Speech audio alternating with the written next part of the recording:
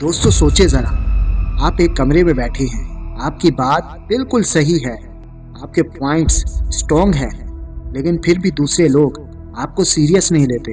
वहीं पर एक और बंदा ज़्यादा पढ़ा लिखा भी नहीं, लेकिन जब वो बोलता है तो लोग बिल्कुल चुप होकर उसकी बात को गौर से सुनते हैं। क्यों? क्योंकि दोस्तों, दुनिया सही बात को नहीं, सही तरीके से कही हुई बात को सुनती है।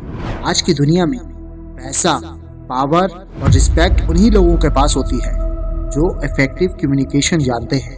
एंड अगर आप चाहते हैं लोग आपकी बात को इग्नोर ना करें, आपकी मौजूदगी पावरफुल लगे और जहाँ भी आप बोले वो इम्पैक्टफुल हो, तो आज की यह वीडियो आपके बोलने की सोच को बिल्कुल बदल देगी।